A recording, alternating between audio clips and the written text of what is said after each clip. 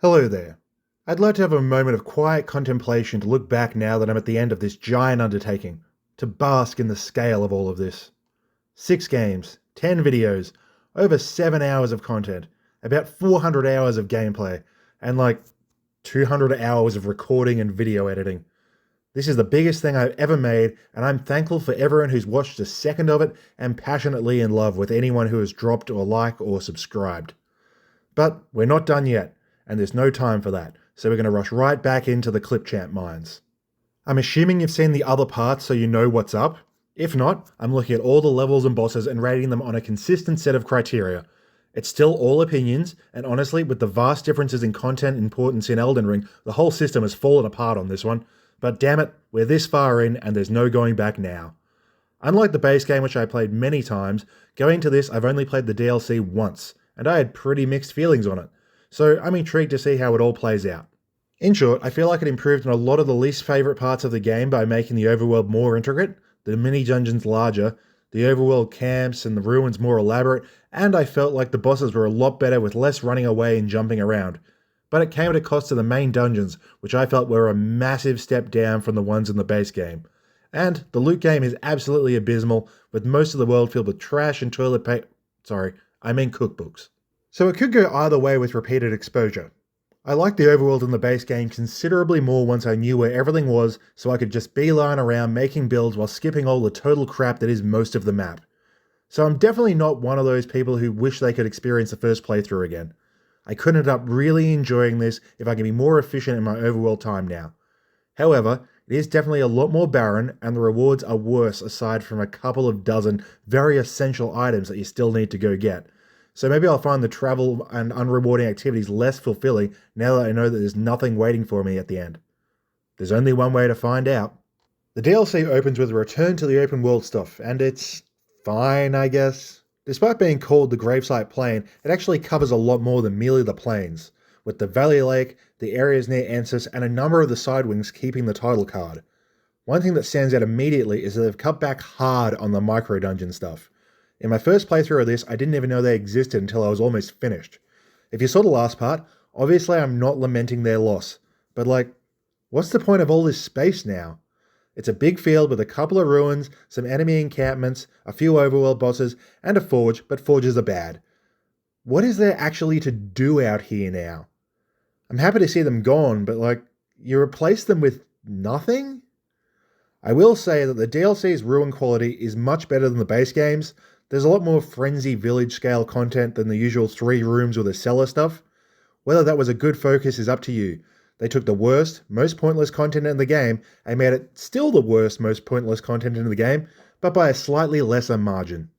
Our trash cleanup section begins with a new repeating Everjail replacement. Mausoleums are buildings with an NPC boss in them. I love this dude's armor and sword. I ran it for most of my first DLC playthrough and I had a great time. But the guy himself, he's an NPC with a health bar. Anchor Smash, Anchor Crush. I'm not even going to take note of the names of most of these guys. We're immediately made aware that they're still spamming dragons, but now they can be undead, which means the old Holy Club is coming back out and making some mincemeat. The fight would still be practically identical to all the others if Sacred Blade didn't just delete them. Dragons suck, so I'm glad to have the skip button.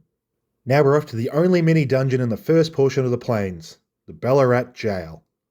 As you can see, they've gone for scale, not quantity, since this is probably the most substantial one in the entire game so far. It's got multiple distinct areas, it's like 20 minutes long, there's a whole new icy visual theme, there's secrets, there's mountains of filler loot, there's still no shortcut, but it's substantial to say the least. For now, I still like the pot monstrosities as enemies, but from memory they do get old. I may need a nice weapon with more crowd control than the rapier, but it's pretty good. Swordmaster Odzo is a goofy little dude who can output a surprising amount of damage for a guy who looks like a jerk. He has no poise, but he does jump around a lot, making it a little bit hard to land lockdown hits on him. He's better than an NPC, but he's worse than a real boss. Would you believe that we're already into our first legacy dungeon? The tower settlement has some relatively cool semi-desert looks and interesting clambering over rubble to find significant secrets, and it's a little bit bigger than I remembered it being, which was my main complaint in the past. The enemies are largely good, with the cool yet easy giant scorpions and the elite night guys, even if the flies are annoying in places. There is a poison swamp, which is a poison swamp, but it doesn't drag it down too far. The first boss we come across is a real doozy. I love that they actually commit to it being guys in a suit instead of just a lion monster. It's just so weird and unique.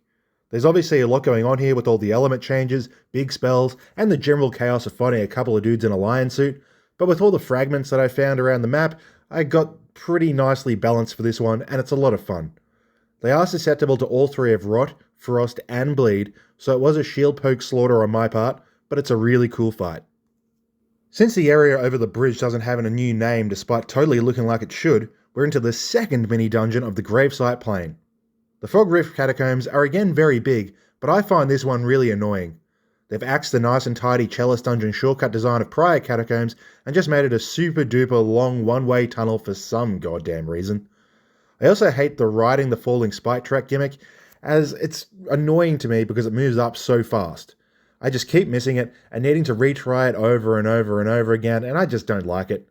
I'm the worst platformer in the world, so it may just be a me thing, but I don't see why they decided to give this thing like a 6-frame window when it's completely mundane content with no risk element. Death Knights are improved Grave Warden Duelist basically, and that's a good thing to be. They're a nice, fairly basic fight, but with some zany lightning and not too much difficulty aside from that one grab which full heals them. Overall, I think they're good fun and they're not even spammed into oblivion. Our next cave is way down at the bottom of the flooded valley, which very much does not feel like a part of the Gravesite Plain, but the game says it is, so here we are. Riverside Cave is a thoroughly mediocre cave with a cartoonishly silly final room. It has so many dudes. Bring your Elden Beast sword. After the absolute insanity of that one room, having the boss be merely a slightly beefed up, normal enemy that we literally just killed 20 of is certainly a choice. It's a bad one for sure, but it is a choice nonetheless. The final mini-dungeon in this surprisingly vast area is the Dragon's Pit. It's a very small cave full of skeletons along with a shockingly strong magma worm. It's nothing to write home about really, it's pretty quick and forgettable. The Ancient Dragon Man is a goofy NPC which doesn't really pose much of a threat, but given I was softened up from the magma worm, it was a little intense with my limited healing. Still, he is just a dude with a magma breath move. His name is the best thing about him.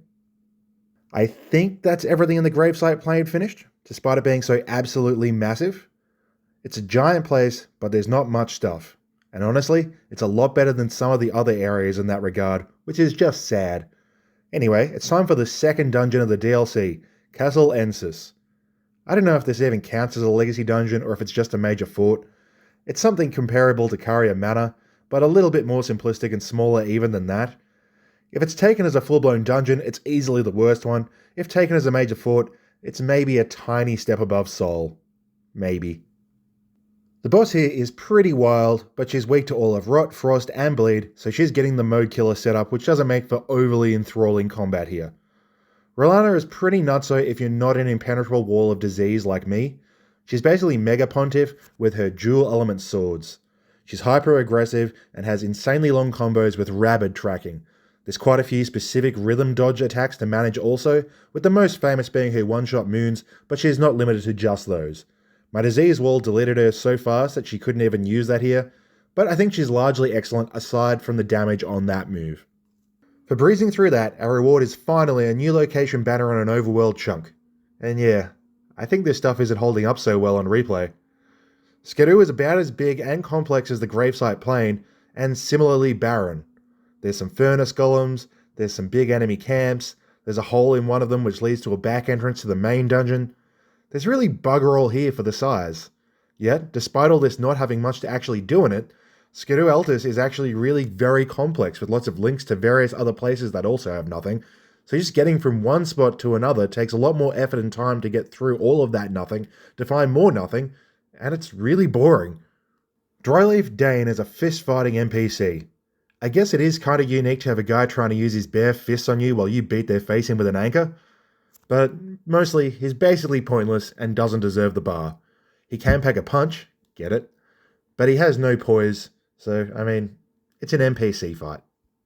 Our second, but certainly not final Ghost Flame Dragon looks like it would be a cool twist-up, but really it's just kind of obnoxious. There's this big war scene between the dragon and this whole horde of dudes. It looks badass and epic until you get involved and the army fighting it randomly decides that you are the biggest threat and not the giant undead dragon. I'm not doing the dungeon yet, but since I was right next door I did duck inside and pay a visit to our first golden hippo. This is the big cool one which has the spiky porcupine phase change, which is cool as hell and renders every single one of these I will see in the overworld intolerably lame in comparison. It is a bit of an awkward fight, but I mean, you're fighting a hippo. How is that ever meant to feel natural? Black Knight Garrow is just an elite with a health bar. He's actually pretty tanky and he hits quite hard, but it's an elite with a health bar. We've fought a heap of these.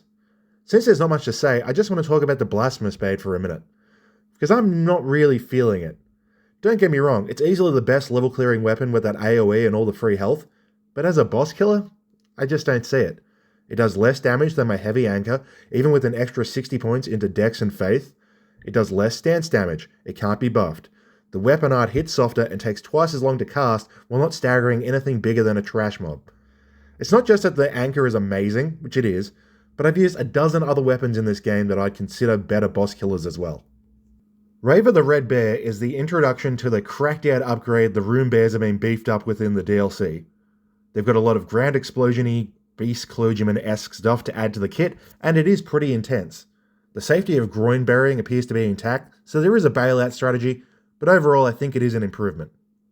It's kind of sad to say that the Fort of Reprimand counts as a major fort, but it has 3 graces and a boss, so I guess it does, even if it is only like twice the size of Fort Height. It's 2 courtyards with 1 enemy each, a couple of little back rooms, one with a few access points. It's just a very underwhelming place. The boss is basically just another elite with more health and 1 flashy move, again. I think this one is easier than the hammer one from earlier, because it can't block, so it can be basically stagger locked. And I do really like the flashy move, so it does elevate it over the other one for me. So it turns out I'm already over the jails. They don't have a gimmick or a concept behind them, they're just long. They don't have any variety in obstacles or ideas. There's some samey looking cells, there's some blobmen ambushes, there's a pot room, and there are pot elevators. That's all any of them have, they're just 3 times longer than any other kind of mini dungeon. They wear up super fast because they just keep on going in exactly the same way. The boss is literally the first enemy that we see in the DLC, but with a boss bar. It may not even be any stronger. The only change up is that the room is dark, so you need to wait 10 seconds for it to come over before you can obliterate it. It's just terrible. Oddly enough, after the Gravesite playing kept on going forever and ever, Scadu breaks off into separate zones all the damn time. The Rauh base looks almost entirely indistinct from Scadu Altus, and it's just as barren as the main part. It really doesn't deserve the title card. There's a ruins, which are better than the base game ruins, but less than the most basic of minor forts. There's some spirit springs to jump around doing nothing in particular. There's some pests as something of a set piece. There's a hill covered in rune bears, and there's a forge which continues to be bad. I'm really not liking the open world stuff on replay at all. I spent like an hour and a half exploring this place and all I found was 3 things worth scoring and a couple of fragments. The DLC has just atrocious content density.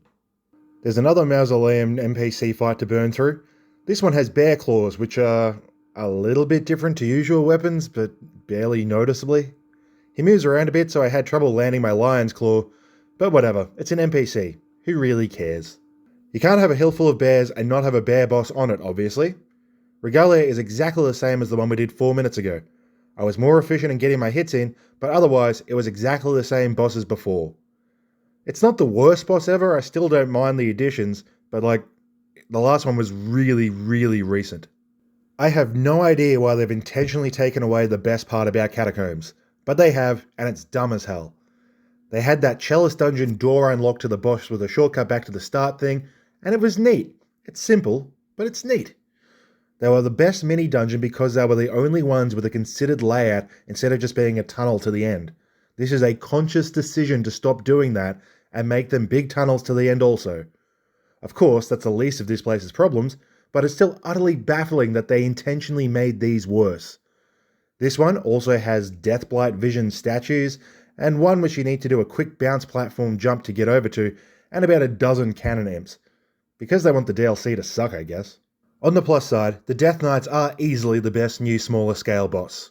Again, they are just better Grave Wardens, but they are cool with all the lightning and enough jumping around to create some extra tempo and spectacle, but not so much that it becomes annoying. The grab heal is a little bit lame, given its tail doesn't remotely look like a grab, but overall I like these guys a decent amount. Our next useless overworld chunk is actually more pointless than the last one. There are 3 lame overworld bosses. That's it. That's all the content that's here. Everything else is just picking up absolute crap as you scour for Scadu tree fragments. This type of area is exactly why I'm not really liking the DLC overworld much on Revisit. These places are as scarce as the consecrated snowfield, but they're detailed and intricate enough that it still takes half an hour to knock out because it's not super obvious or simple to just rush to the few destinations where stuff actually is. Only now, there's nothing to show for it. The exploration requirements are way higher, but the rewards have never been lower. I don't care if the flowers are pretty, this whole area should be deleted. Yep, we've got another Ghost Flame Dragon again. And again, it comes with mobs which get in the way, but in a less invasive way than the army from earlier. At least it makes sense that these are on the side of the dragon given he actively summons them, but they are obnoxious, and as such, the whole fight is. Admittedly, the fight would have been obnoxious anyway, because this is our 3rd one of these already. We've had 30 entries so far. Literally 10% of the video has been Ghost Flame Dragons. There's also another Demi-Human Queen. This one also has a mob with it, but they're just demi-human so they don't do anything. I like that it doesn't pop up the health bar until you actually start hitting her. It's like the game itself doesn't think that it deserves one. Finally, there's a mausoleum up here with a sword dancing lady in it. She has no poise and low health. Her spinny stuff looks kinda cool at times, but she has no poise and low health. I don't know, I'm just saying words until there's enough time for some clip to play out. Cat. Hamburger. Log. At this point, I suppose I could have a crack at the Putrescent Knight since I'm here. He's a little bit scary right now, but so are Messmer and Gaius, so I guess there's not too much difference there. The Fissure is okay. It's basically just a trio of enemy gauntlets with a couple of fairly useless loot loops. There's the bleed trolls, which are fought a million times, then there's some laser turrets, which aren't particularly interesting, and there's some skeletons, which were fought a million times. It's all just very mid. Also, the Centrina quest is rubbish. So I had a whole strategy plan for the Putrescent Knight since he's immune to most of my virus bomb, but it turns out that he's just laughably squishy. I was going to rot him and then try to get stance breaks through the guard counters, and then hit him with Prayerful Strike as he gets up from the stance breaks, but it turns out he's squishy as hell and he just died in like 5 hits anyway. I really like this guy. He's weird and interesting to look at, the moves are bizarre yet fun to mess with, and quite readable. He doesn't hit very hard, so the weird way that everything looks like a healing window, even if it's just a little bit too short for one, doesn't cause that much pain. Sadly, in place of summons, I've basically just built into a no-skill tank nuke thing, which isn't overly fun to play, but is still one of my favourites of the DLC. With that down, I guess I've got to suck it up and hit the centerpiece of the DLC with the Shadow Keep. This place has 3 title cards, but 2 of them are kind of the same and they're tiny in isolation, while you can hit them in any order, which makes it pretty tough to cover them. Hell, I have trouble delineating exactly where the 2 Shadow Keep portions begin and end. As such, I'm going to combine Shadow Keep and Shadow Keep Church District into one, while covering the Specimen Storage section separately, even if I'm going to be jumping back and forth the whole time. So for the Shadow Keep, I'm just covering everything that isn't Specimen Storage. So the flooded portion, the drained portion, the pot blob wing, the courtyard climb, and the lower walkways with the Fire Knights. This spot is pretty nice. There's a decent amount of jumping, which of course I'm very bad at, but there's 2 access points which lead to entirely different sequences. The enemies are largely fun, and it's very open in letting you pick your ways through. There's not really anything new or incredible here, but it is consistently enjoyable throughout. My first hope was to go after Gaius for the fragment spam, but I forgot where everything was and ended up fighting Flowey instead, a boss designed to punish me for all my Miranda flower mockery earlier. This surprisingly mobile plant utilizes 3 phase resets to nullify my status monster build, so I gave it a couple of goes with a Blasphemous Blade to try and make use of the fire weakness, but in the end, the anchor is much better with its fast, gap-closing slam and superior damage. I quite like this one, even if I do find it pretty obnoxious in a lot of ways. It moves its weak point around like a deathbird, so it's fairly painful getting the juicy hits in, and a lot of the ranged attacks are so inhuman and bizarre that I have trouble dodging them, particularly that field of spikes stuff where I just cannot see a safe spot. I don't know, man, it's a weird crazy flower boss. It's so odd and bizarre that I'm down for it. After this, I figured out where Gaius actually was and paid him a visit. I've never actually found this guy too hard despite all the complaining you see online. Admittedly, it's absolutely a result of a great shield which can just cancel all the wonky hitbox issues, but still. In the past, I'd used the Meteoric Greatsword Explosion weapon art to close gaps and do massive damage, but the status spammer build was even easier. Still, without the pain of actually trying to dodge everything, the Pig Rider is a really fun dude. The other half of the Shadowkeep is the Specimen Storehouse Tower. It's a very tall tower full of ghost dudes and fire knights and little elevator rides and climbing parts. It's too long for how simple it is. It's not a bad time, but it pulls the same move over and over, with only really a tiny lever puzzle to break it up. I prefer the lower portion of the keep, mainly because this one is a bit too repetitive and one note.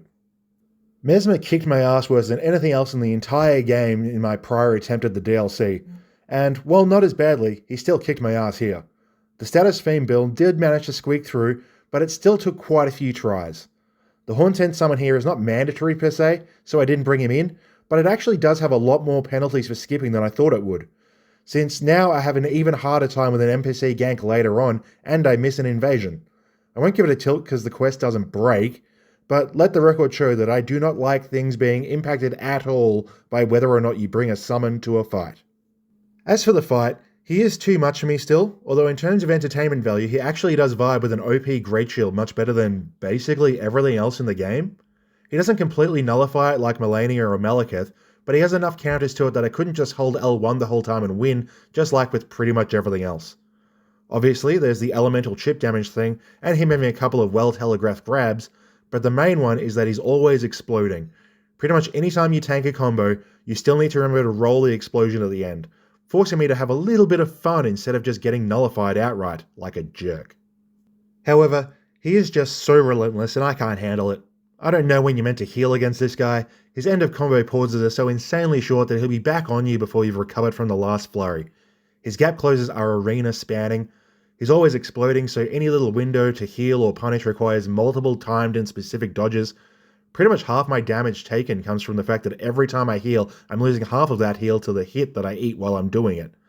I need a little bit more breathing room. He's too much for me. I can definitely see why he'd be fun if I was a little bit better though. Killing him makes it worthwhile going through the Rauh ruins proper, and they're annoying as hell to be honest. It's largely just shadow fodder, but now they have these hyper-rangy, bouncing spells which mesh horribly with the ninja-flipping curse blades that are always around. There's a rot swamp full of more powerful pests, there's a number of hidden areas which are fiddly and full of trash loot. I appreciate the complexity of it, but all of it looks so similar that it's very easy to get lost. There's also a furnace golem. On the plus side, I think the ruins look quite nice, but I don't like it here. I'm not going to do the end dungeon until everything else is sorted, but I may as well open it up by taking down our resident Quelaag repeat. And, you know what? For once, she is a better Quelaag.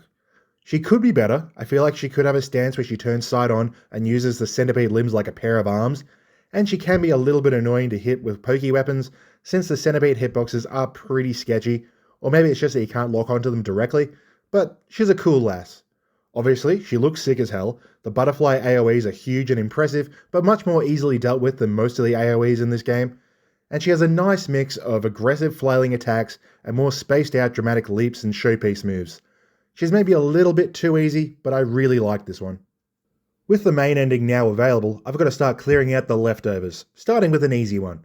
Obviously, the Finger Ruins are 3 distinct areas, but there's literally nothing inside any of them aside from grabber enemies, and they have no level design to speak of. So I'll be kind and just call them one big blob of sweet bugger all. Beyond a whole bunch of running through nothing, the Finger Quest also runs us past a couple of overworld bosses.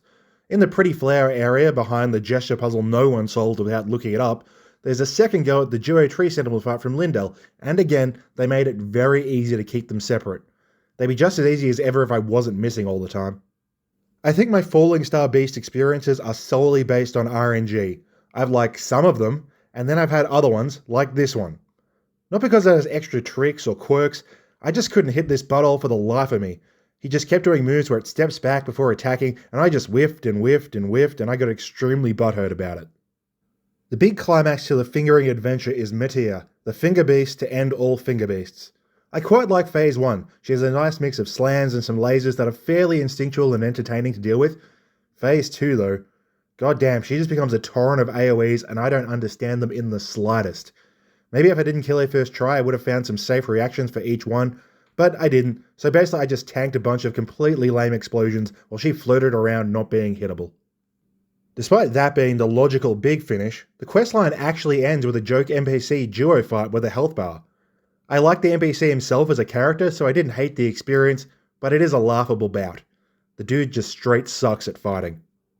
Given Bale concerns me, I decided I'd rather deal with the hellish invincible one-shot forest, so I'm off to the Dark Light Catacombs, with a brief stop in with a crappy mausoleum fight along the way. It's the same as everyone else. This one drops some pretty powerful gear, which I guess is something, but the problem with these things has never been the rewards. The catacombs themselves are another sprawling one-way descent, but for a reason for once, and with the surprisingly entertaining gimmick of being insanely dark all the time and you needing to light it up. I liked finding little drops to work around and hitting the insanely powerful mages unawares. They absolutely can one-shot you in about an eighth of a second, and again, it is a long straight road to the end, so it's not pleasant per se, but it's not too bad of a gimmick. Jorah the Elder Inquisitor is a pretty obnoxious, summoning, teleporting loser. On the plus side, she did at least give me a chance to fit in with the cool kids and call the Blasphemous Blade good since I did need to get right up on it a billion times. Literally all it does is annoying things, so of course I don't like it. Our reward for getting through there is this hellhole. It's honestly not that bad if you've got a general idea of where to go and an understanding that there's next to nothing out here. The Winter Lanterns from Bloodborne are back, and now they're worse. They're only hittable if you land an incredibly tight parry, they have a one-shot grab, and inflict madness by looking at you. In short, it's a stealth section in a game with trash stealth. They'll see you while you're crouched in the grass, and because you drop your runes on death, you can't change your approach without sacrificing hundreds of thousands of runes. Thankfully, there's only like 4 of them, and you don't need to go past all of them, but they really do suck.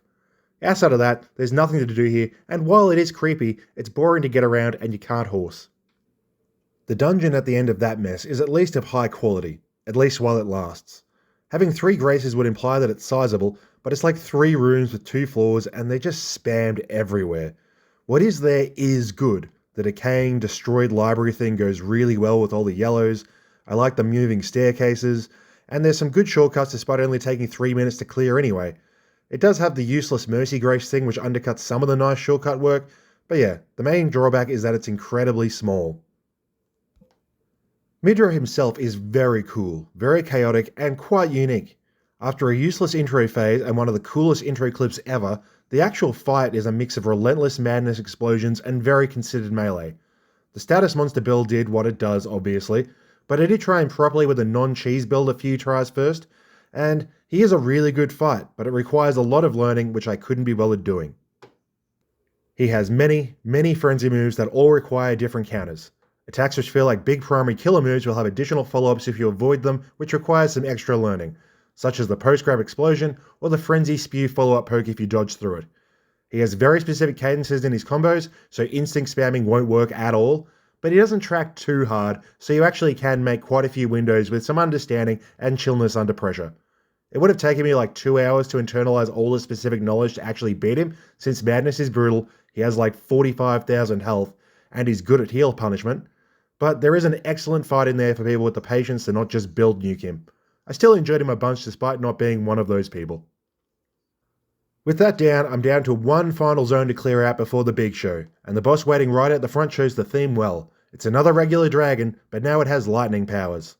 Thankfully, the Dragon Slayer Katana has finally made headhunting these things not painful, so L2 spam is going to be a common trait around here.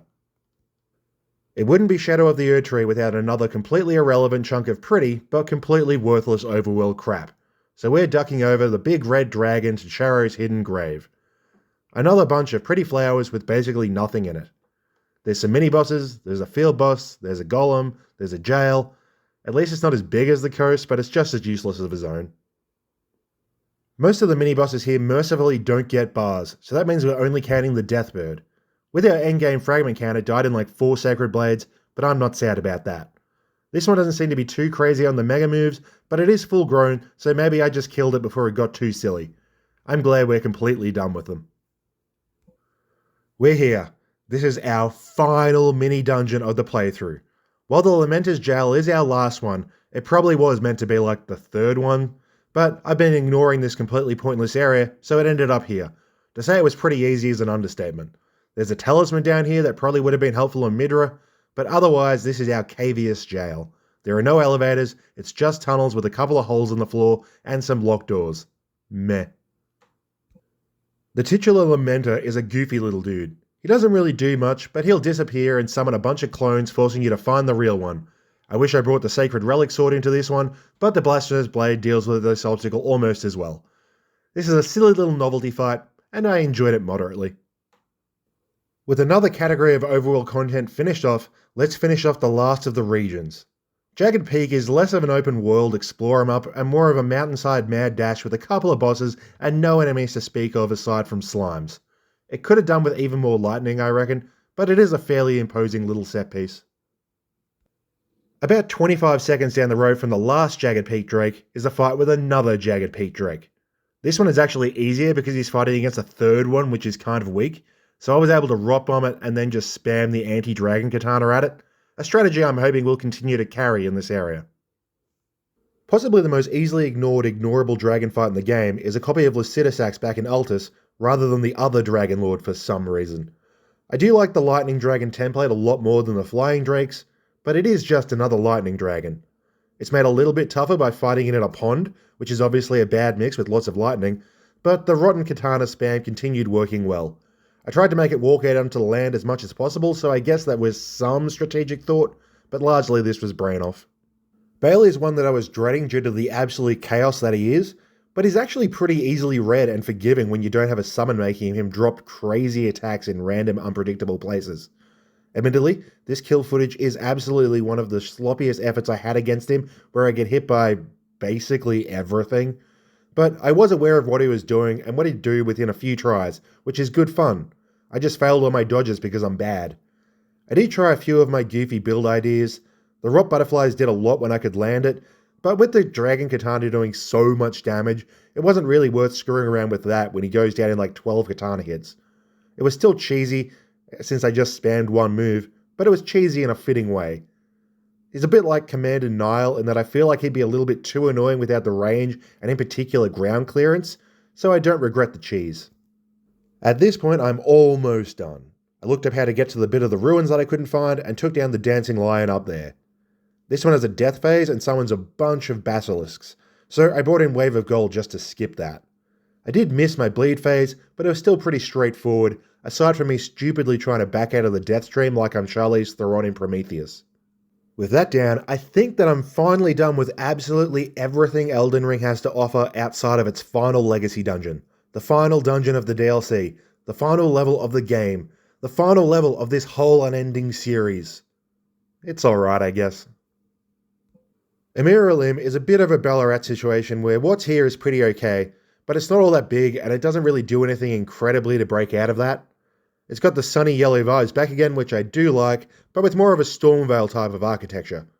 There's a bit of a mix between bigger solo encounters, fairly over-the-top mobs, and platformy roof and drop sequences, but it tends to bunch each of them together, so it can feel like you're just doing the same thing over and over. Like there's 4 or 5 super horned warrior jewels, but they're always broken up by open rooms or halls of inquisitive variants. It's just quite samey. It's fine, but it's lower end. I did feel like my build was going to handle the big bad of the game pretty well. In my first playthrough I utilised guard counters a lot and eventually nuked him with Moog Blood, so those two things boded very poorly for the big fella, but I wasn't expecting him to go this smoothly. With the Status Hell build, Radahn is the easiest boss of the DLC. To be completely honest, he's probably the easiest boss since Morgoth. This is because Consort Radahn has no gimmicks. He's a pure skill check, so people who just want to invest in knowledge will love this. But there's no statuses, only one grab, nothing that ignores shields or does fake outs, he doesn't jump around too much, he's just a dude who's super aggressive and tries to beat the absolute snot out of you all the time.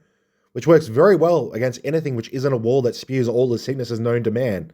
But sadly for him, I am a wall that spews all the sicknesses known to man. I kinda wish I gave him a handful of real attempts like I did with Midra, since I wasn't expecting this to be such a cakewalk. He would have kicked my ass, but I would have actually, paid attention to literally anything he did at any point. And with that, it's over.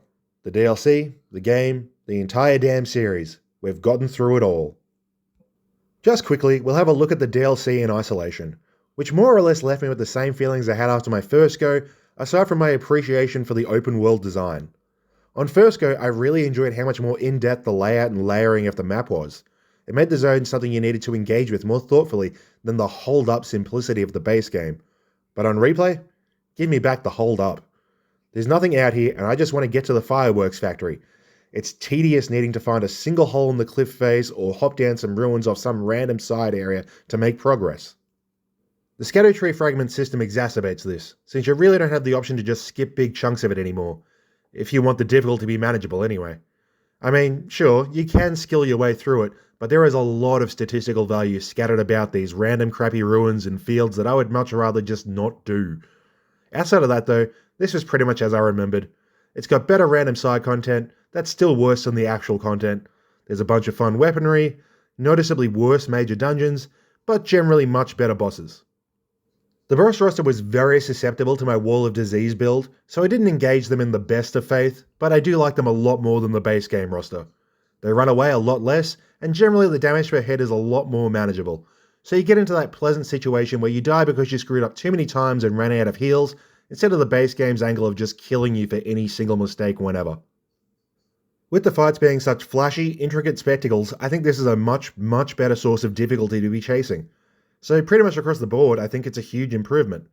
I'm kind of surprised that it's got a reputation for being the part which pushed things too far, since to me this was a lot more manageable. Maybe it's worse if you're not maximizing your fragments since they are pretty chaotic and high tempo.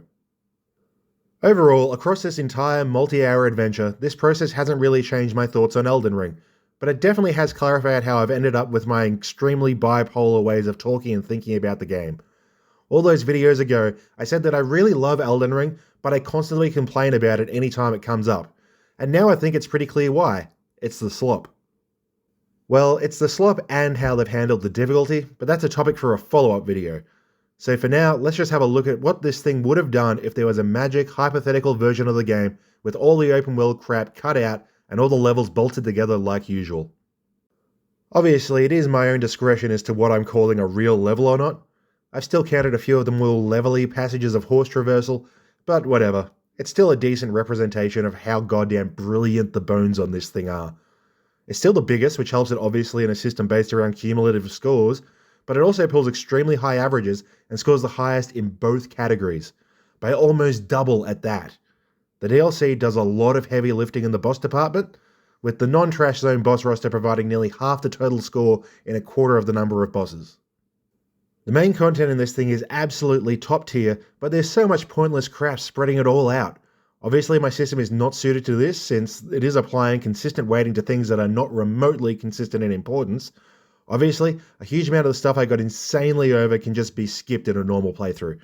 But even with my numbers not being as useful as I'd hoped, I definitely still felt this sensation in real time. But sadly, that hypothetical is not the world we live in, so it's actually ended up pretty low in the overall rankings. I'm surprised how bad it fell off given Limgrave had it off to such an insane flyer. But yeah, those repeat penalties built up, and basically everything after Leonia was left wallowing in a sea of red. That's its own fault since the repetition is absolutely a factor, but these overall ranking figures do have some elements that can't really be held against it or its other later series brethren.